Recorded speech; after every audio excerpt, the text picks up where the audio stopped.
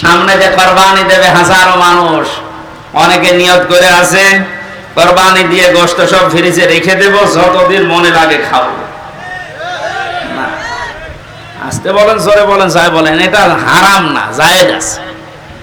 আপনি যদি নিজের মাংস নিজে আপনি খেতে পারেন, সবটুকু পরিবারস্থ লোকদেরকে নিয়ে আপনি কাউকে দেবেন না, কোনো অসুবিধা নেই। যেটা দেওয়া ওটা মুস্তাহাব। ওটা কি? গরিবকে এক ভাগ দেওয়া, নিজের আত্মীয় স্বজনকে এক ভাগ দিয়ে নিজে একেবারে যতটুকু আছে ওইগুলো, যেহেতু আল্লাহর জন্য আপনি কোরবানি দিচ্ছেন। না সলাতি ও নুসুকি, নবী আপনি বলেন আমার নামাজ আমার কোরবানি। তো এগুলো কার জন্যে? আমি আল্লাহকে দান করে দিয়েছি, সব আল্লাহকে হাদিয়া দিয়েছি। এরপরে আমি যে 3 ভাগের 1 ভাগ পেলাম, এইটাই তো বেশি। এরপরও যদি আপনার আত্মীয় স্বজন বেশি হয়, পরিবারের সদস্য বেশি থাকে, আপনি সব নিজে আনন্দ করে খেতে পারেন, পরিবারস্থ লোক বাইরের লোক দাওয়াত দিয়ে খাওয়াতে পারেন, অসুবিধা নেই। তো এটা ছোট মনের কাজ, যারা ফ্রিজে রেখে রেখে মাঝে মাঝে বের করে খায়। আমি খাবারের কথা বলছিলাম। বিশ্বনবী মুহাম্মদ রাসূলুল্লাহ খাবারের আগে যে 3টা সুন্নাতের কথা বলেছেন, আমরা যেন মনে রাখতে পারি। আমিন। তাহলে মাসে জিলহজ শুরু হলে নবীজি রোজা রাখতেন। এখানে রোজা আছেন কিনা আমি জানি না। আগামী যে কয়েকদিন সময় পাচ্ছেন কোরবানির আগে, যদি সমর্থ থাকে, শরীর স্বাস্থ্য ভালো থাকে, রোজা রাখবেন। 3 নম্বরে মাস আসলে নবীজি জিকির বাড়িয়ে দিতেন। কি বাড়াতেন? আরো জোরে বলেন। জিকির কি? কোরআনে কারিমে আল্লাহ জিকির করার জন্য আদেশ দিয়েছেন, ওইভাবে উযকুরুল্লাহা কামা আল্লামাকুম, তোমরা জিকির করো আল্লাহর ওইভাবে যেভাবে আল্লাহ তোমাদের শিখিয়েছেন। বাংলাদেশের কুমিল্লা জেলার বড়ুরা আর দেবিদ্বার আমি খোঁজ রাখি কিছু না কিছু। এই সমস্ত জায়গাগুলোতে জিকিরের নামে যে ফিকির আরম্ভ হয়েছে কয়েক বছর ধরে, আগে ছিল কিনা আমি জানি না, এগুলো বন্ধ করবে। কারণ উযকুরুল্লাহা কামা আল্লামাকুম, জিকির করো ওইভাবে যেভাবে শিখিয়েছেন। হামজা কে? কামা আল্লামাকুম, যেভাবে আল্লাহ তোমাদের শিখিয়েছেন। এখন আল্লাহ জিকির শিখিয়েছেন কিভাবে? যেহেতু এই মাস আসলেই নবীজি জিকির বাড়িয়ে দিতেন। আল্লাহ রাব্বুল আলামিন বলেন, নবী আপনি জিকির করবেন, ওয়াযকুর রাব্বাকা ফি নাফসিকা তাদাররুআ ওয়া খিফাতা ওয়া দুনাল জাহরি মিনাল কাওলি বিল গুদুবি ওয়াল আসাল ইলা আখির আয়াত।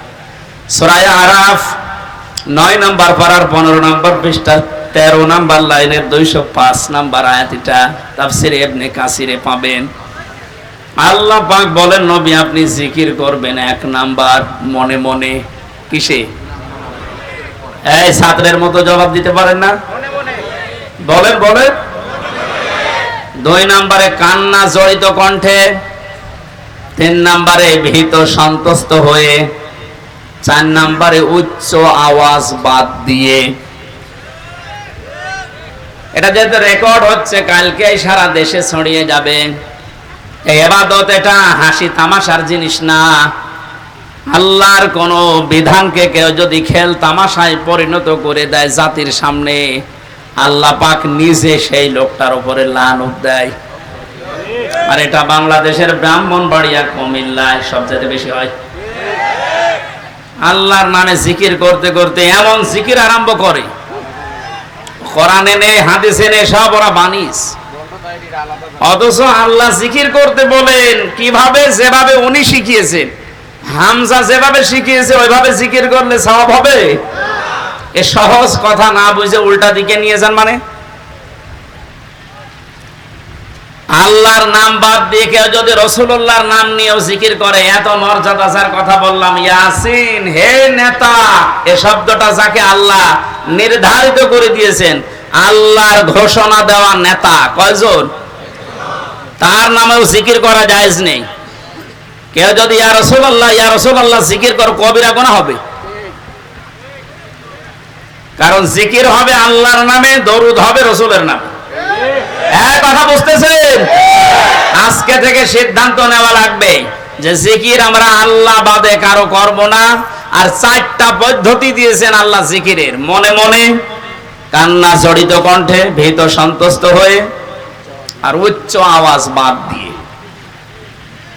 জিকিরের শব্দ হবে 4টা, সুবহানাল্লাহ, আলহামদুলিল্লাহ, লা ইলাহা ইল্লাল্লাহ, আল্লাহু আকবার। বাংলাদেশে এখন 48,000-এর উপরে সরকারি জরিপে দরবার আছে। আপনি একটা দরবার আমাদের নিয়ে চলেন যেখানে এই 4টা শব্দের বাইরে জিকির হচ্ছে না, আপনি নিয়ে চলেন, আমি যাব।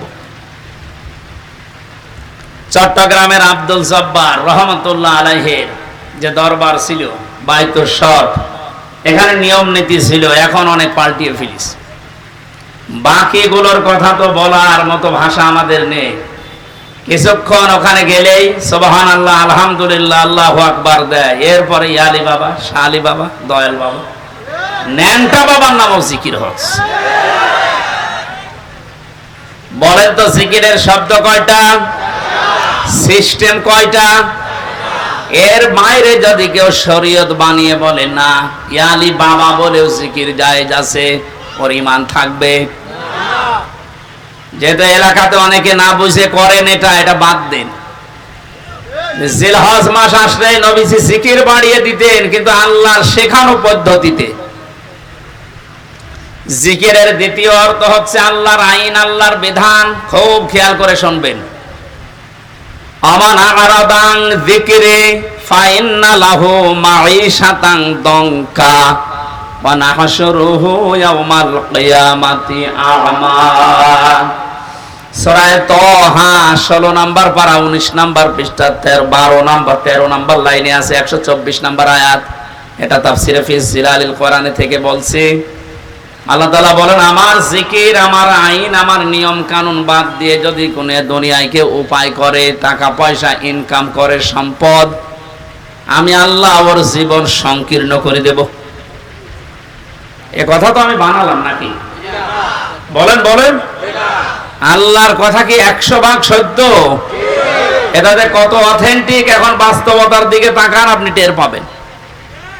দঙ্কার আমি 27টা ব্যাখ্যা পেয়েছি তাফসিরে। 1 নম্বরে, পৃথিবী থেকে যদি আল্লাহর আইন বাদ দিয়ে, আল্লাহর বিধান যেটা আছে ওইটা বাদ দিয়ে উপায় করে টাকা পয়সা, চর্ম চোখে দেখবে যে হ্যাঁ উপায় হচ্ছে, আল্লাহ পাক বলেন ওর ভেতরে 1 নম্বরে আমি কোনো বরকত রাখবো না। চর্ম চোখে দেখবে যে টাকা পয়সা 10 লাইন দিয়ে আসতেছে, 15 লাইন দিয়ে চলে যাওয়ার ব্যবস্থা করে দেব। 2 নম্বরে, দুনিয়াতে ওই লোকটা কোনদিন ওই সম্পদ আল্লাহ পাক তাকে ভোগ করতে দেবে না। এটা আমি বানালাম না, মানে এটা আমি বানালাম। আপনি এই দেশের দিকে আজ তাকান, যারা আল্লাহর আইন বাদ দিয়ে উপায় করছে, আপনি দেখবেন চর্মচোখে তাদের ব্যাংক ব্যালেন্স, টাকা পয়সা, নাড়ি বাড়ি গাড়ির অভাব নেই, দেশে জায়গা হয় না, অনেকে আবার বেগম পাড়াও বানায়। কিন্তু বাস্তবতায় আল্লাহ কি অ্যাকশন নেয়, ওগুলো দিয়ে তাদেরকে আল্লাহ ভোগ করতে দেয় না। 2 নম্বরের 3 নম্বরের ব্যাখ্যায় পেয়েছি, এই মানুষটা যখন বিদায় নেবে দুনিয়া থেকে, সব চাইতে অবৈধ ইনকাম যারা দুনিয়ায় করে, এদেরকে আল্লাহ লাঞ্ছিত ভাবে, অপমানিত ভাবে, বেঈমান অবস্থায় বিদায় দেবে। পৃথিবীর সাক্ষী হয়ে থাকবে তাদের মরণে। কুষ্টিয়ার পাশে ঝিনাইদহ জেলার একজনে যে কিছুদিন আগেই মারা গেছে, কি অবস্থা তার, যে ডিটেলস এখন আসতেছে, 200 কোটি টাকার মামলা। এই লোকটা মারা যাবার পর তার লাশের একটা টুকরাও খুঁজে পাওয়া যাচ্ছে না। কয়েকদিন ধরে তার মেয়ে পর্যন্ত কেঁদে কেঁদে বলছে, একটা টুকরা দেন, একটু জানাজা করে মাটি দেয়, তাও সান্ত্বনা পাবো। ফেসবুকে কয়েকদিন আগে দেখেছি কলকাতায় খেজুর গাছের সাথে 2টা বিচি ঝুলে আছে। অনেকে বলছে এটা ওই লোকের বিচি না, এটা তাকিয়ে দেখলাম যে না, মানুষের বিচি অত বড় হয় না, ওটা মনে হয় ছাগলের বিচি হবে। কোন জায়গায় আল্লাহ মানুষকে নামিয়েছে আপনি টের পাচ্ছেন? আমি শুধু হাসির খোরাকি দেওয়ার জন্য বলি না, এটা বাস্তব দঙ্কার। 3 নাম্বার ব্যাখ্যা, দুনিয়ায় সত্যি যদি আল্লাহর আইন বাদ দিয়ে কেউ উপায় করে, মহান আল্লাহ পাক তাকে এমন অবস্থায় দুনিয়া থেকে বিদায় দেবে, ওই লোকটা দুনিয়ায় সাক্ষী হয়ে থাকবে, ইতিহাস হয়ে থাকবে। পৃথিবী প্রকম্পিত হয়ে যাবে তার মরণ দেখে। 4 নাম্বার ব্যাখ্যা আছে, এই লোকটা যখন মারা যাবে ঈমান তো পাবে না, মরণের সঙ্গে সঙ্গে কবরে দিতে দিতে ওর শাস্তি আল্লাহ নিজে ফেরেশতা দিয়ে আরম্ভ করবে। 4 নাম্বারটা আমি বানালাম নাকি? সবগুলো তাফসীর থেকে আমি নোট করে এনেছি, আপনি বাড়িতে এসে মিলাবেন, দেখবেন আপনার সাথে দু একটা মিলে যাচ্ছে। এই জন্য আল্লাহর জিকির মানে আল্লাহর আইন, আল্লাহর বিধান। আল্লাহর বিধান বাদ দিয়ে দুনিয়াতে সত্যি কেউ যদি উপায় করে, শরীক ফাঁকি দিয়েছেন যারা, শরীক ফাঁকি দেয় না দেশে? কত মানুষ এখন হজে আল্লাহর ঘর তাওয়াফ করছে, নবীজিকে সালাম দিচ্ছে রওজার পাশে দাঁড়িয়ে, অথচ নিজের আপন ভাইয়ের জমি জাল দলিল করে নিজের নামে লিখে নিয়েছে। এটা আমি মনে হয় বেশি বলে ফেললাম, আমি নিজে ছিলাম হজে, দেখেছি। হজে আসার সময় বনের সম্পদ গুলো ফাঁকি দিয়ে নিজের নামে লিখে নিয়েছে। বনকে তো মানুষ করে বিয়ে দিয়েছি, এই যথেষ্ট, আবার জমি দেব কেন? জমি দেবে কেন মানে তুমি তোমার বাবার ছেলে, আর ওইটা কি ও ধার করিয়ে নিছে? আপনি আল্লাহর একটা বিধান পালন করার জন্য 7.5 লাখের উপরে টাকা খরচ করে হজে গেলেন, অথচ বনের 3 লাখ টাকা আপনি আত্মসাৎ করে গেলেন। এখানে বিধানটা কার ছিল? ওখানে আপনি এক আল্লাহর বিধান 2 রকম করে ফেললেন। এই জন্য শরীক যারা ফাঁকি দিচ্ছেন, দঙ্কার ব্যাখ্যা পড়তে পড়তে আমি এটা পেয়েছি, দুনিয়াতে যারা ভাই বোন ছেলে মেয়ে জনগণ এ শরীক যারা ফাঁকি দিয়ে দুনিয়ায় চলবে, এই মানুষগুলো মরণের সঙ্গে সঙ্গে কবরে আমার আল্লাহ নিজে আযাব শুরু করবে। কারণ কি? কারণ আপনার নিচে যারা আছে এরা আপনার কাছে এতিম। এরা কি? বলেন বলেন। ইন্নাল্লাযীনা ইয়াকুলুনা আমওয়ালাল ইয়াতামা যুলমান ইন্নামা ইয়াকুলুনা ফি বুতুনিহিম নারা ওয়া সায়াসলাউনা সাঈরা। সূরা নিসা 4 নাম্বার পারার 17 নাম্বার পৃষ্ঠার 14 নাম্বার লাইনের 10 নাম্বার আয়াত, এটা ইবনে কাসিরে আছে। আল্লাহ পাক বলেন, নিশ্চয় যে বা যারা বর্তমানে খাচ্ছে ভবিষ্যতেও খাবে। এটা মোজারে, প্রেজেন্ট, ফিউচার, 2টা কাল দিয়েছেন ইয়াকুলুনার ভেতরে। আমওয়ালাল ইয়াতামা যুলমান, এতিমদের মাল সম্পদ জুলুম করে। প্রশ্ন আসতে পারে, এতিমের মাল আমি খাই না, আমি একটা অফিসের এমডি, আমার নিচে যারা আছে এদের বেতন থেকে কিছু কেটে খাই। আপনি একটা অফিসের এমডি যদি হয়ে থাকেন, আপনার নিচে যারা আছে হাদিসের ভাষায় সবগুলো আপনার কাছে এতিম। এই কথা বলে না কেন? কুমিল্লা জেলার ডিসি যিনি আছেন, এসপি যিনি আছেন, প্রশাসনিক ভাবে ওনার নিচে এ জেলায় যত থানার ওসি, টিওনো, যত পুলিশ কনস্টেবল আছে সব তার ওই সিআরের কাছে এতিম। এজন্য এতিমের সাথে ভালো ব্যবহার করা, এটা আত্মসাৎ করে। কোরআনের ভাষায় এই মানুষগুলো আল্লাহ পাক বলেন এরা জাহান্নামের আগুন দিয়ে পেট ভরে। প্রশ্ন আসতে পারে, কয় আগুন তো আমি খাই না, আমি কাতলা মাছ খেয়েছি, আমি ইলিশ মাছ খেয়েছি। আপনি যদি সত্যিই মানুষের সম্পদ আত্মসাৎকারী হয়ে থাকেন, শরীক ফাঁকি দেওয়া লোক এখানে যদি থাকে, সম্পদ যতই আপনি ভালো খাবার খান না কেন, আল্লাহর ভাষায় ওটা জাহান্নামের জ্বলন্ত আগুন। এই আয়াত পড়ার পরে আমার মনে হচ্ছে বাংলাদেশে এখন 100 জনের প্রায় 95 জন জাহান্নামের আগুন খাচ্ছে। বলেন না, ওই 5 জন বাকি আছে, ওর ভেতরে আমি আছি। হ্যাঁ, তাহলে তো ভালো। বাস্তবতা এইটাই দেখতে পাচ্ছি। প্রাইমারিতে চাকরি নিতে হলেও যোগ্যতা থাকার পরও আপনাকে 10 লক্ষ টাকা দেওয়া লাগছে। যদি ওই সিস্টেম এখন অনেকটা পাল্টিয়েছে পরীক্ষার মাধ্যমে, আলহামদুলিল্লাহ। আগের যে সিস্টেম গুলো ছিল ওভাবে যোগ্যতা থাকার পরেও যাদের কাছে টাকা পয়সা নেওয়া হয়, এরা তো আপনার কাছে, আপনার এই দপ্তরের কাছে এতিম। এরা এতিম না? এদের কাছ থেকে আপনি হাদিয়া বলে নেন, আর তৌফা বলে নেন, আর চাই বলে নেন, স্পিরিট মানি বলে অনেকে নেয়।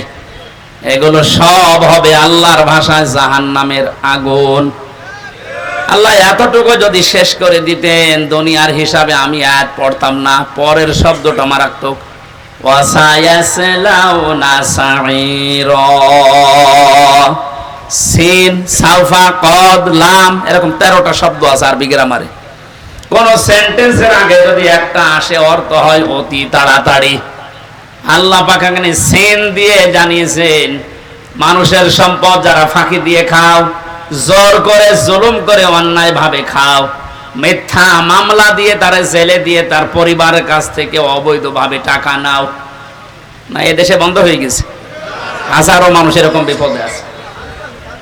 শরীক ফাঁকি দিয়ে যারা খাও, এই মানুষগুলো শুধু মরতে দেরি, যেহেতু তুমি বেঈমান হয়ে মরবে, ঈমান পাবে না। ওই যে দংকার 4 নাম্বার ব্যাখ্যা, যারা অবৈধ ইনকাম করে ওদের ঈমান নসিব আল্লাহ বন্ধ করে দেয়। বলেন নাউজুবিল্লাহ। ওরা সঙ্গে সঙ্গে কবরে দেবেন। আল্লাহ নিজে বলেন জাহান্নামের আগুন সাঈর, যেটা এটা আমি লাগিয়ে দেব। এর আগে আমি বহুবার বলেছি, জাহান্নাম একটা, জাহান্নামের স্তর বা দরজা 7টা। জাহান্নামের দরজা কয়টা? এই 7টার ভেতরে সাঈর একটা। সাঈরে যাওয়ার জন্য যে 4 প্রকার মানুষের নাম আমরা কোরআনে পেয়েছি, তার 1 নম্বরে যারা এতিমের মাল আত্মসাৎ করে, ফাঁকি দেয়, শরীক যারা ফাঁকি দেয়, এদেরকে মরণের পরে আল্লাহ জাহান্নামে সাঈরে নিচে পাঠিয়ে দিয়ে আগুন লাগিয়ে দেবেন। কুমিল্লাবাসী কারো দিকে তাকিয়া, নিজের ইমানের দিকে তাকিয়ে বলেন তো, এখানে শরীক ফাঁকি দেওয়া মানুষ আছেন কিনা? আওয়াজ দেওয়া আকারে আওয়াজ দিলে আমার মনে হয় এই এলাকায় সব নেই। এই শরীক ফাঁকি দিয়েছেন কারা? দেখি হাত তোলেন তো।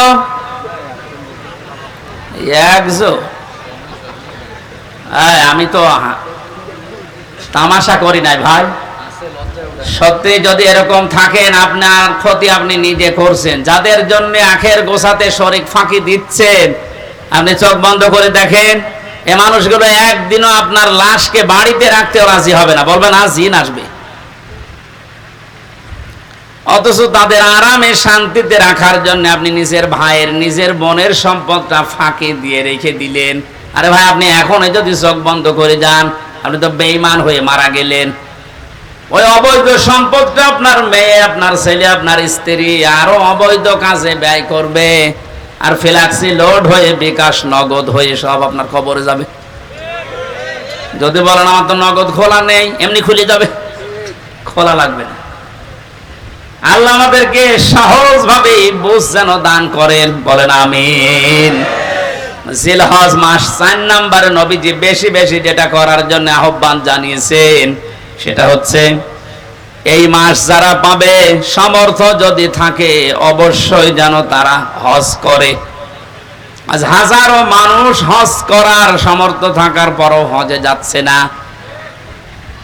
এখানে যারা দায়িত্বে আছেন, এই মন্ত্রণালয়ে যারা আছেন, আমাদের পাশের রাষ্ট্র হিন্দু রাষ্ট্র, হজে যাওয়ার পরে আমি দেখেছিলাম ওখান থেকে হজে যেতে বাংলাদেশের 3 ভাগের 1 ভাগ টাকা লাগে। তারাও তো এত দূর থেকে যায়, হজের খরচ যারা উল্টা পাল্টা করে বাঁচিয়ে সিন্ডিকেট করে এখান থেকে হাসিদেরকে আল্লাহর ঘর পর্যন্ত যেতে বাধা দিচ্ছেন, আপনিও আল্লাহর পথে বাধা দানকারী হিসাবে কিয়ামতে উঠবেন। এর সাথে যারা রিলেটেড আছেন তারা এখান থেকে সতর্ক হন, ওদেরকে সতর্ক করেন। ওরা নিজেরা তো জাহান্নামে যাচ্ছে, আপনার সাপোর্ট নিয়ে আপনাকেও নিয়ে যাচ্ছে। যদি বলেন আমি কি করব, আমার তো কিছু করার নেই, আমি একেবারে নিচে আছি, ঈমান রাখার জন্য যে পদ্ধতিগুলো আছে 3টা, ওটার একটাও তো আপনার থাকা লাগবে। মান রাআ মিনকুম মুনকারান ফালিয়ুগায়্যিরহু বিয়াদিহি, তোমাদের ভেতরে কেউ যদি আল্লাহ বিরোধী, শরীয়ত বিরোধী কোনো কাজ দেখে, সে যেন অবশ্যই তার হাতের দ্বারা বাধা দেয়। হাত মানে এই হাত, হাত মানে এই হাত না, না, ইয়াদুন মানে শুধু এই হাত না, ইয়াদুন মানে ক্ষমতার হাত, আইনের হাত, প্রভাব প্রতিপত্তির হাত, দলীয় হাত। যে যে জায়গায় আছেন আল্লাহ বিরোধী, সমাজ বিরোধী, ইসলাম বিরোধী, মানবতা বিরোধী কোন কাজ দেখলে আপনার ঈমান রাখার জন্য হলেও আপনাকে হাতের দ্বারা বাধা দেওয়া লাগবে। এটা যদি কেউ করে সে ফার্স্ট ক্লাস ঈমানদার। এটা যদি আপনি না পারেন, আপনার হাতে যদি প্যারালাইজড হয়, না সম্ভব না, এ করতে গেলে আপনার বিপদ আরো বাড়বে, তখন আপনি মুখের দ্বারা হলেও প্রতিবাদ করবেন, না এটা অন্যায়, এটা বন্ধ করেন। আর আমরা এটাই করছি। কুমিল্লা শহর থেকে মাত্র 2 কিলোমিটার দূরে ভারতের এরিয়া, ওখান থেকে একজন হজে গেলে ওর যদি 2.5 লাখ টাকায় হয়ে যায়, আমার 7.5 লাখ লাগবে কোন কারণে? এই সিন্ডিকেট ভাঙা লাগবে। কোটি কোটি টাকার ব্যবসা করছে এখানে যারা দায়িত্বে আছে তারা। এই জন্য আমাদের যেহেতু ওই পর্যায়ে কিছু করার নেই, হাত তো নেই, হাত তো প্যারালাইজড। সুতরাং মুখের দ্বারা প্রতিবাদ করা যতটুকু ভাষা আছে আমরা করলাম। আল্লাহ যেন আমাদের এই ভাষাটাকে কবুল করেন। এটাও যদি না পারা যায়, সর্বশেষ মনে মনে ঘৃণা করা, এইটাও অনেকে করে না। আরো আল্লাহ বিরোধী, আল্লাহর ঘরে যেতে ডাইরেক্ট না ইনডাইরেক্ট ভাবে বাধা দেওয়া হচ্ছে, আরো খুশি হয়। আজকের এই অনুষ্ঠানটায় আমরা কি বলবো বলেন তো? যেহেতু কোরআনে কারিমের সামনে যে তেলাওয়াতকৃত আয়াত পড়লাম আপনাদের, এটা কোরবানি সংক্রান্ত, আর সামনে 4-5 দিন পরেই কোরবানি। আমাদের এখানে আলোচনা তো ওই ধাঁচে আমরা করব।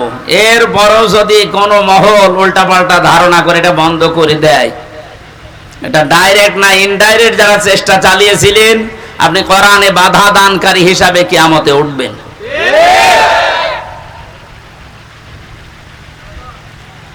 জাহান্নামের স্তর বলেছিলাম কয়টা? বলেন বলেন। এই 7টার ভেতরে একটা ভয়ঙ্কর দরজার নাম আছে। এই দরজা দিয়ে আল্লাহ তাদেরকে প্রবেশ করাবে যারা এই পৃথিবীতে কোরআনে কারিমের অনুষ্ঠানগুলোতে বাধা দেয়। আর এই দেশে এখন দিন দিন এই পজিশন বাড়ছে। মানুষ ওগুলো খুব বেশি না, কয়েকটা। আল্লাহ আমাদেরকে হেদায়েত দান করেন, বলেন আমিন। এই জন্য হজ করার সামর্থ্য যাদের আছে, হজ অবশ্যই করে মারা যাবে। হজ করার সামর্থ্য থাকার পরও যদি কেউ হজ না করে মারা যায়, নবীজি বলেন ও হয় ইহুদি হয়ে মরবে নাই খ্রিস্টান হয়ে মরবে, ওটা আমার দেখার দরকার নেই। জোরে বলেন নাউজুবিল্লাহ। জিলহজ মাসের এই আমলগুলো আমরা শুরু করতে পারি। আল্লাহ আমাদেরকে সবাইকে যেন তৌফিক দেন। সূরা মায়েদা 27 থেকে 34 এই আয়াতগুলো আমরা তেলাওয়াত করব এখন। এর আলোকে কোরবানির সামনে নিয়ে কিছু মাসলা মাসাইল আকারে তাফসীর নিয়ে কথা বলবো ইনশাআল্লাহ। জবান খুলে কোরআনের এই সোনালী আয়াতের অংশ বিশেষ একটু পড়েন। শয়তান যদি আশপাশে থাকে ও যেন চলে যায়। কারণ পৃথিবীর কোনো ইবাদত করার আগে আউযুবিল্লাহ পড়া লাগে আমি পাইনি। নামাজ পড়তে হলে আউযুবিল্লাহ পড়া লাগবে, আছে? যদি না পড়েন আপনার নামাজ হবে না, এই কথা কেউ বলতে পারে না। রোজা রেখেছেন আউযুবিল্লাহ পড়েননি, আপনার রোজা হবে না। এই যে হজে যাচ্ছে যারা আউযুবিল্লাহ পড়েনি, হজ হবে না। কোরআন পড়তে গেলে যদি কেউ আউযুবিল্লাহ না পড়ে, কোরআন পড়া তো হবে না, আরো ওর গুনাহ হবে। কারণ এটা ওয়াজিব তরক করার গুনাহ হবে। ফাইদা ক্বরাআতাল কুরআনা ফাস্তাইজ বিল্লাহি মিনাশ শাইতানির রাজিম। হে নবী, আপনি যখন কোরআন আরম্ভ করবেন তখন আল্লাহর কাছে আশ্রয় চান শয়তান থেকে। এটা কি নফল না ওয়াজিব? বলেন বলেন। কেন এত গুরুত্ব বলেন তো? নামাজের মতো, রোজার মতো, হজের মতো এত বড় বড় বিধান পালন করতে গেলে আউযুবিল্লাহ পড়া লাগছে না, অথচ কোরআন পড়তে গেলেই পড়া লাগে। এই কারণেই, কারণ অন্যান্য ইবাদতে শয়তান মানুষকে যত না ধোঁকা দেয়, কোরআনের কাছে আসলে তার চাইতে বেশি ধোঁকা দেয়। কারণ শয়তান জানে যদি ওর কাছে আসে, আর এটা যদি জানে আমি শয়তানি করব কোথায়, কারণ শয়তানি করার জায়গা থাকবে না। এই জন্য সবচাইতে বড় বাধা ওর কোরআনের কাছে মানুষ আসতে চাইলেই ও বিভিন্ন অ্যাঙ্গেলে বাধা দেয়। আজকেও বাধা দিচ্ছিল। এই জন্য আশপাশে যদি থাকে শয়তান, সে মানুষ হোক আর জিন হোক, ও যেন চলে যায়। বলেন আউযু বিল্লাহি মিনাশ শাইতানির রাজিম। বিসমিল্লাহির রহমানির রহিম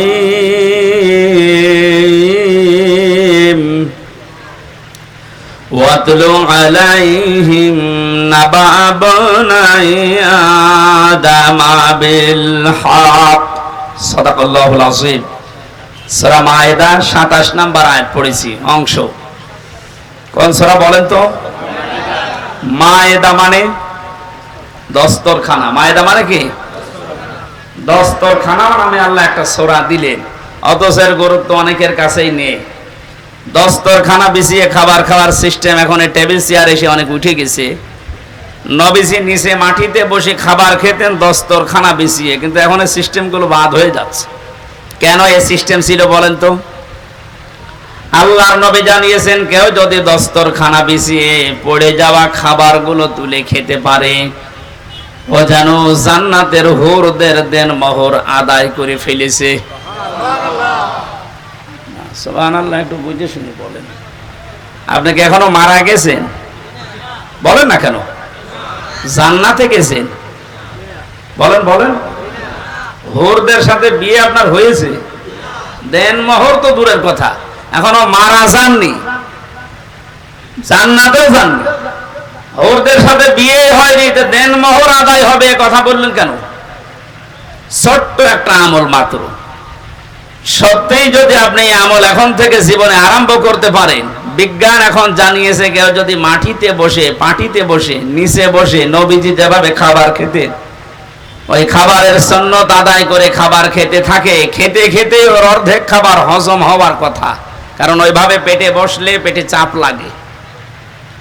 আর আমরা যেভাবে বসে খাই ওভাবে ওই সিস্টেম নেই, আমরা দিন দিন পাল্টিয়ে ফেলছি। দস্তরখানায় পড়ে যাওয়া খাবারটা খেলে কত বড় একটা সুসংবাদ পাওয়া যাচ্ছে, আমি এখনো মারাই গেলাম না, জান্নাতও পাইনি, হুরদের সাথে আমার বিয়েও হয়নি এখনো, অথচ দেনমোহর আদায় হয়ে গেছে।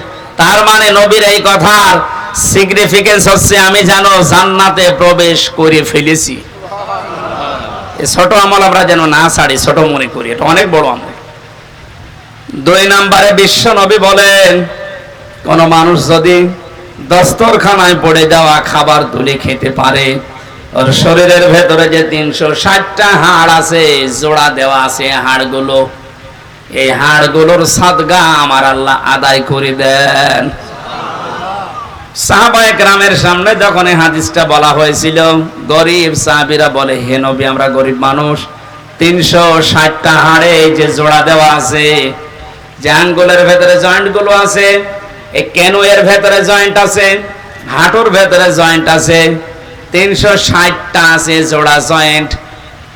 আপনি যদি দস্তরখানায় পড়ে যাওয়া খাবার খান, এর যে সাদগা হয়, এই সাদগা গুলো আল্লাহ নিজে আদায় করে দেয়। বলেছিলেন, হে নবী আমরা এত সাদগা আদায় করব কি করে? বিশ্ব নবী তখন এই আমলটা দিয়েছিলেন। আল্লাহ সাহাবীদের মতো এই আমলটা আমাদেরও করার তৌফিক দিন, আমিন। আর একটা কথা হাদিসে আছে, কেউ যদি মসজিদে কোনো ময়লা পড়ে থাকতে দেখে আর নিজের কাজ মনে করে ওটা তুলে ফেলে দেয়, তাহলে এই হাড়গুলোর জয়েন্টের সাদগা আদায় হয়। আমরা মসজিদের ময়লার দায়িত্ব মনে করি শুধু মুয়াজ্জিনের আর খাদেমের, আর আমরা সব আল্লাহর ওলি। মসজিদে আল্লাহর ঘরে কোনো কিছু যদি পড়ে থাকে ময়লা জাতীয়, ওটা তুলে ফেলে দেওয়া, এই দায়িত্ব কি শুধু মসজিদের খাদেমের, মুয়াজ্জিনের? আপনার কাছে যে প্রতিদিন সাদগা দেওয়া লাগবে, কি দিয়ে দেবেন? এরকম কিছু কাজ করা। এমনকি রাস্তায় কোনো কষ্টদায়ক বস্তু যদি পড়ে থাকে, ওইটা যদি কেউ তুলে ফেলে দেয়, সে যেন তার ঈমান আছে এটার প্রমাণ দেয়। আমি শুধু সুবহানাল্লাহ বলার জন্য বলছি না, এখানে খেয়াল করেন, রাস্তায় কোনো কষ্টদায়ক কাটা হোক, একটা ইট হোক, ময়লা হোক পড়ে আছে, জনগণের কষ্ট হয়, এটা তুলে ফেলে দিলে নবীজি বলেন তোর ভেতরে ঈমান আছে, এটার প্রমাণ হচ্ছে যে ঈমান আছে। যে মুসলমানের ঈমানের 77টা শাখা, তার সর্বনিম্ন শাখা রাস্তার কষ্টদায়ক বস্তু তুলে ফেলে দেওয়া। সেই মুসলমান কোন মানুষকে দুনিয়ায় কষ্ট দিতে পারে, এটা কি বিশ্বাস করার মতো? সুতরাং অন্যান্য জাতির উপরে যে উল্টাপাল্টা কাজগুলো হয় মাঝে মাঝে দেখি এই দেশে, এগুলো কোনো মুসলমানের কাজ না, কাজ ওদেরই আমাদের উপর চাপিয়ে দেয়। কোন মুসলমান যদি এ কাজ করেও বুঝবেন ও মুসলমানের ভেতরে ঈমান নেই। বলেন তো, রাস্তার কষ্টদায়ক বস্তু তুলে ফেলা যেখানে ইমানের একেবারে সর্বনিম্ন স্তর, সেই মুসলমান কোনদিন সন্ত্রাসী হতে পারে? বলেন বলেন, জঙ্গি? আপনি কাঁটা পেলে, রাস্তায় ইট পেলে আরো তুলে ফেলে দেবেন যেন মানুষের কষ্ট না হয়। আর বাংলাদেশের মানুষের ঘরের আবর্জনা, নিজের উঠানের ময়লা সব এনে রাস্তায় জমা করে, ও কোন ইমানের পরিচয় দেব? আমাদের কুমিল্লা জেলা একটু পরিষ্কার আছে, এই জন্য টের পাচ্ছেন না। এগুলো যারা করছেন আপনার ইমানই নেই, এটা ইমানের সর্বনিম্ন একটা স্তর। এইটাও যদি আপনি না করতে পারেন, আরো রাস্তায় সব ময়লা মাটি এনে জমা করে, তা আপনি নবীর হাদিস অনুযায়ী বিশ্বাস করেন আপনার ইমান নেই। আপনার কি নেই? আপনি বলেন না আমি তো কালেমা পড়ি। আরে বা কালেমার তো সর্বনিম্ন স্তর এইটা। আপনার এইটা এনে তো প্রথমটা থাকলো কি করে? এখনো তো ৭৭টা আছে। আল্লাহ আমাদের সহজ ভাবে বোঝার তৌফিক দাও, বলেন আমিন। সূরা মায়েদায় ১২০টা আয়াত আছে, ১৬টা রুকু আছে। ৪ নাম্বার রুকুর ২৭ নাম্বার আয়াতের অংশ পড়েছি, মাত্র একটা আয়াতের ৪ ভাগের ১ ভাগ। আপনি একটু খেয়াল করে শোনেন, কত কথা আল্লাহ এর ভেতরে লুকিয়ে রেখেছেন। মিনাশ শাইতানির রাজিম, বিসমিল্লাহির রহমানির রহিম,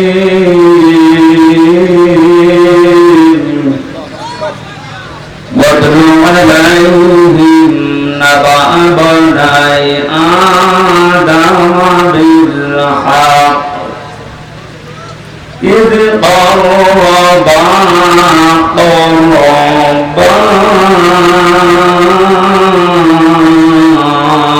قربان إذ قربا قربانا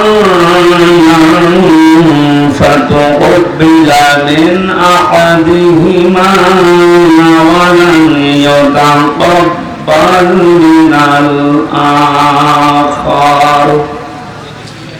قال لأقتلنك قال إنما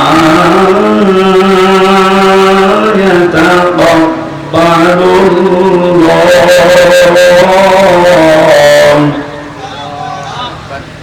إنما يتقبل الله من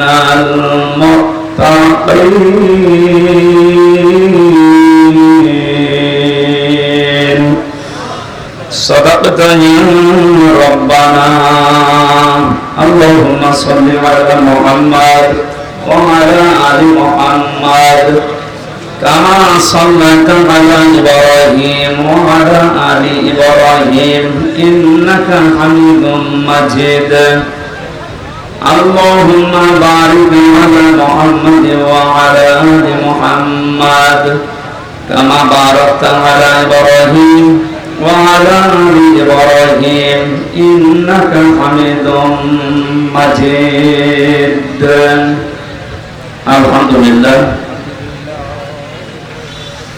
কুমিল্লা জেলার দেবিদ্বার থানার অন্তর্গত মোহনপুর বৈশের কোট শেখবাড়ি জামে মসজিদের উদ্যোগে ৬৪তম বাৎসরিক মহাবিশ্বের মহাবিশ্বর আমাদের মনিব আমাদের মালিক মহান রব্বুল ইজ্জত ওয়াল জালালের মুখের পবিত্র বাণী কোরআন কারীম তাফসীর কোরআন মাহফিলের সম্মানিত সভাপতি সাবেক চেয়ারম্যান জনাব তাজুল ইসলাম মাতাল্লাহু আমরাহু ওয়া বারাকাল্লাহু ফি হায়াতি, আমিন।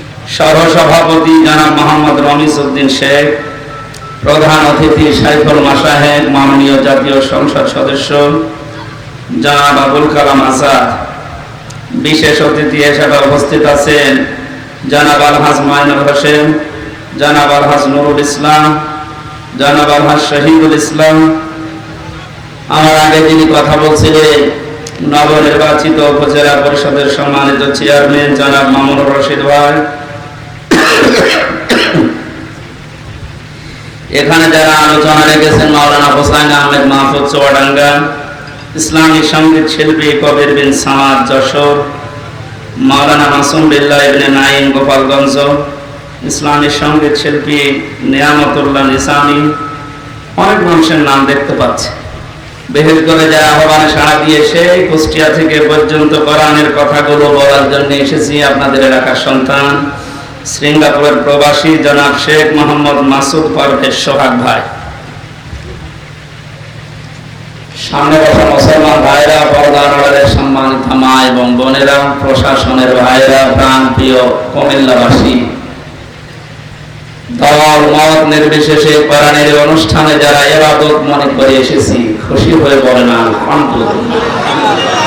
মুসলমানদের ঐতিহ্য, সংস্কৃতি, তাহসিব তামাদ্দুনের ভেতরে অন্যতম কোরআনের সাথে সম্পর্ক করা।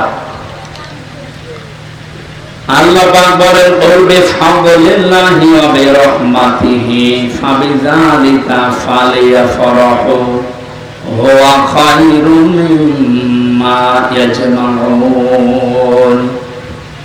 হে নবী, আপনি বলুন, পৃথিবীর মানুষকে আল্লাহ যা দিয়েছেন সবচাইতে বড় দয়ার প্রমাণ দিয়েছেন আল্লাহ কোরআন নাযিল করে। সুতরাং কোরআন যারা পেয়েছে দুনিয়ায় তারা যেন আনন্দ করে, খুশি হয়, উল্লাস করে। প্রশ্ন আসতে পারে, কোরআন তো আমরা পেয়েছি, আমাদের হাতে হাতে আছে না। এর ভেতরে শরীয়তের যে নিয়ম নীতিগুলো দেওয়া আছে, এইটা যারা তাদের প্র্যাকটিক্যাল লাইফে সেট করতে পারে, এর সাথে যার বেশি যত সম্পর্ক, সে যেন তত বেশি খুশি হয়।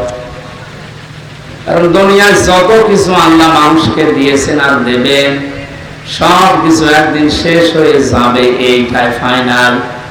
যে কোরআনে কারীম পৃথিবীতে আল্লাহ দিয়েছেন, এটা এখন আছে, কিয়ামতের পরেও এ কোরআন থাকবে। সুবহানাল্লাহ। কিয়ামতের পরে থাকবে মানে বেয়ামতের পরে জান্নাতে যাবে যারা, তাদেরকে আল্লাহ নিজের কণ্ঠ দিয়ে কোরআনে কারীমের সূরা ইয়াসিন তেলাওয়াত করে করে শোনাবেন। 50 আলফা সানা মিম্মা তাউদ্দুন। দুনিয়া এক দুই করে যেভাবে গণনা করো, জান্নাতের ওই পরিবেশে আল্লাহর কুদরতের কণ্ঠে কোরআনের এক একটি আয়াত শুনতে সময় লাগবে 500 বছর। আজকে আমরা যারা কোরআনে কারীমের অনুষ্ঠান পেয়ে আনন্দিত, কিয়ামতের ওই ময়দানে জান্নাতের পরিবেশে আল্লাহ শ্রোতা হিসাবে যেন আমার একটু জায়গা করে দেন, বলেন আমিন। তাহলে আজকে আমরা আনন্দিত, খুশি এই কারণে যে এই মাহফিলের সম্পর্ক কোরআনের সাথে, না হামজার সাথে না। কাউকে ভালোবাসলে আল্লাহর জন্য বাসবেন, লোক দেখানোর জন্য না। মান আহাব্বা লিল্লাহি ওয়া আবগাদা লিল্লাহি ওয়া তাআআ লিল্লাহি ওয়া মানাআ লিল্লাহ ফাকাদ ইসতাকমালাল ঈমান। ইবনে মাজাহ শরীফের হাদিস। আল্লাহর নবী বলেন, কাউকে যদি ভালোবাসো, লোক দেখানোর জন্য না, আল্লাহর জন্য ভালোবাসবা। উপরে না, ভেতর থেকে আল্লাহর জন্য যদি ভালোবাসাটা হয়, ঘৃণা করলেও আল্লাহর জন্য ঘৃণা করবে। কিছু দিকে চাইলে আল্লাহর দিকে তাকিয়ে দিবে। নিষেধ যদি করো, কাউকে কিছু দেওয়া থেকে বিরত থাকো, আল্লাহর জন্য থাকবা।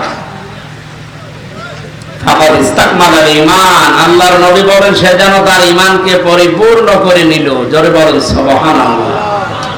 এই যে চারটা কথা এই হাদিসে আছে, শুনতে যত সহজ মনে হচ্ছে, এটা প্র্যাকটিক্যাল লাইফে মিলানো কি অত সহজ? অনেক কঠিন বিষয়।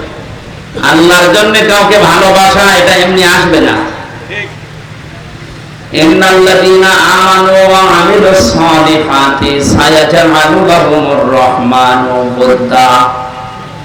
আল্লাহ তাআলা বলেন, যারা ঈমান আনে, মানে দাবি অনুযায়ী দুনিয়ায় যারা ভালো কাজের আঞ্জাম দিতে পারে, তাদের প্রতি সৃষ্টি জগতের একটা ভালোবাসা আল্লাহ নিজে তৈরি করে দেয়। সুতরাং এটা ঈমানের দাবি অনুযায়ী যদি ভালো ভালো কাজে আঞ্জাম দিতে পারে, আপনার প্রতি সৃষ্টি জগতের ভেতরে ভালোবাসা, মহব্বত পয়দা করে দেবে কে? আল্লাহ।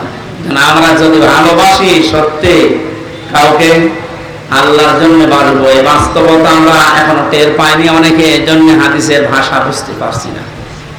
আল্লাহ আমাকে সহ যারা এসেছি এখন থেকে মরণ পর্যন্ত কাউকে কিছু দিলে আল্লাহর জন্য দেব। যদি নিষেধ করি কারোর সাথে যদি ঝগড়াঝাটি হয়, মারামারি হয়, মনোমালিন্য তৈরি হয়, এটা যেন আল্লাহর জন্য হয়। আল্লাহ আমাদের ইমানকে পরিপূর্ণ করে দেবেন, আর পরিপূর্ণ ইমানদারের জন্য আল্লাহর বানানো বাগান জান্নাত অপেক্ষা করছে। আল্লাহ আমাদেরকে তৌফিক দিন হাদিসটা আমল করার, বলেন আমিন। দরুদ আর সালাম পড়ছি আমাদের নবী, মানবতার মহান শিক্ষক মুহাম্মদ রাসূলুল্লাহ সাল্লাল্লাহু আলাইহি ওয়াসাল্লামের প্রতি, যার আদর্শ পেয়ে আমরা খুশি না বেজার? খুশি। কিয়ামতের ময়দানে বিশ্ব নবী মুহাম্মদ রাসূলুল্লাহকে যারা দুনিয়াতে আদর্শ মেনে চলতো, কিয়ামতে নবী তাদেরকে উম্মত বলে পরিচয় দিয়ে কাছে টানবে, সুপারিশ করে জান্নাতে পাঠিয়ে দেবে। এখানে ইয়াসিন এ শব্দ দুনিয়ায় আগে পরে আপনি কারো নামে পাবেন না। ইয়াসিন এটা নবীজির নাম। কোরআনে আল্লাহ 7টা নাম দিয়ে তাকে ডাক দিয়েছেন, তার ভেতরে ইয়াসিন, তোহা, মুহাম্মদ, আহমদ, আব্দুল্লাহ, মুজাম্মিল, মুদাসসির। 1 নম্বরে ইয়াসিন। এই নামটা ডাকলেন কেন? ইয়া হরফে নেদা, ইয়া মানে হে, সিন মানে সাজ্জেদ। তাফসিরে কাবীর আল্লামা ফখরুদ্দীন রাজি রাহমাতুল্লাহ আলাইহি সিন শব্দের 5টা ব্যাখ্যা দিয়েছে। তিনি বলেন সিন মানে সাজ্জেদুল আলামিন, সিন মানে সাজ্জেদুল কাউনাইন, সিন মানে সাজ্জেদুল বাশার, সিন মানে সাজ্জেদুল আম্বিয়া, সিন মানে সাজ্জেদুল মুরসালিন। যেহেতু ইয়াসিন সূরার আলোচনা আজকে না, কুরবানির সামনে আমরা ওই রকম একটা আয়াতই পড়েছি। আমি শুধু একটু টাচ দিলাম যে ইয়াসিনের ভেতরে আল্লাহ এগুলো দিয়েছেন। আল্লাহ আমাদেরকে ইয়াসিন, আল্লাহর ঘোষণা দেওয়া একমাত্র নেতা দুনিয়ায় মুহাম্মদুর রাসূলুল্লাহ, তাকে অনুসরণ অনুকরণ করার তৌফিক যেন দান করেন। এটা জিলহজ মাস আরম্ভ হয়ে গেছে। পৃথিবীতে যত শ্রেষ্ঠ দিন আছে, রমজানের পরে, মুহররমের পরে সবচাইতে দামি দিন আল্লাহর কাছে এই 10 দিন। নবী উম্মতদেরকে জানিয়েছেন জিলহজ মাসের শুরু থেকে কুরবানির দিন পর্যন্ত যে 10টা দিন তোমরা পাবে, কমপক্ষে 7টা কাজ দুনিয়াতে না করে থাকবে না। তার 1 নম্বরে এ মাসের শুরুর আগ পর্যন্ত যারা দাড়ি, গোঁফ, চুল, শরীরের বিভিন্ন অঙ্গ প্রত্যঙ্গের পশমগুলো কেটেছিলেন, এই 9 দিন না কেটে যেদিন আপনি কুরবানি করবেন তার আগের দিন কেটে ফেলবেন। দ্বিতীয় নম্বরে এ মাস আসার সঙ্গে সঙ্গে বিশ্বনবী মুহাম্মদুর রাসূলুল্লাহ রোজা রাখা আরম্ভ করতেন। যদিও আমাদের এই অভ্যাসটা অনেকের নেই, মনে করে যে রোজা রাখলে আমার শরীর খারাপ হয়ে যাবে, গ্যাসের কারণে আমি রাখতে পারি না। এটা মিথ্যা কথা। রোজা রাখলে গ্যাস, আলসার এইগুলো আরো ভালো হয়, কারণ মানুষের শরীরের ভেতরে হজম করার যে সমস্ত যন্ত্রপাতিগুলো আল্লাহ দিয়েছে, এগুলোর একটা লিমিট আছে। খেতে খেতে এগুলোর লিমিট আমরা পার করে ফেলেছি, তখন মেশিনে আর কাজ করে না, উল্টাপাল্টা রোগ দেখা দেয়। নবীজি যেহেতু এটা মেনে চলতেন, প্রতি মাসে 3টা রোজা রাখতেন, প্রতি সপ্তাহে 2টা রোজা রাখতেন, এই জন্য জীবনে কোনোদিন তার গ্যাস্ট্রিক, আলসার, পেটের পীড়া এগুলো দেখা দেয়নি। আর আমাদের সবার এই রোগগুলোই ভরা। আমরা তার এই নির্দেশ বাদ দিয়ে অন্যদিকে যাই, এ কারণে আমাদের রোগ শোক থেকে মুক্ত হওয়ার লাইন পাই না। নবীজি বলেন খাবারের পরে একটা সুন্নাত আছে, মিষ্টি খাওয়া। কি খাওয়া? বলেন বলেন। এটা ক্লাস চলছে, জবাব দেবেন ছাত্রের মতো। খাবারের আগে সুন্নাত আছে 3টা, খাবারের পরে কয়টা? আগে। পরেরটা আমাদের অনেকের মনে থাকে বা আমরা করি। আগে যে 3টা আছে ওটা মনেও থাকে না, ও করেও না। বিশ্বনবী জানিয়েছেন আমার উম্মতেরা যখন খাবার খাবে, পেটকে যেন 3 ভাগ করে নেয়। খাবার পেলেই আপনি মরণের খাওয়া খাবেন না। 3 ভাগ করার ভেতরে 1 ভাগ খালি রাখবেন হজম হওয়ার জন্য, 1 ভাগ খাবার আর 1 ভাগ পানি। এটা দিয়ে যদি কেউ নিয়ম করে খাবারের পরে একটু মিষ্টি জাতীয় কিছু খায়, ওগুলো হজম হতে সাহায্য করে, কোনোদিন ওর পেটের পীড়া দেখা দেবে না। এরপরে সপ্তাহে 2 দিন রোজা আছে, সোম আর বৃহস্পতিবার। এরপরে মাসে 3টা রোজা আছে, 13, 14, 15 তারিখ। এগুলো করলে আপনার হজম শক্তি বাড়তে থাকবে, কারণ মেশিন গুলো একটু রেস্ট পাবে। আমরা এগুলো রেস্ট দিতে চাই না, জনমের খাওয়া খায়, টোটি পর্যন্ত খায়, এরপরে মিষ্টি খাওয়া শূন্য, তার মানে আরো খাবার চায়। আপনার রোগ বাসা বাঁধবে না, ভাববে কি?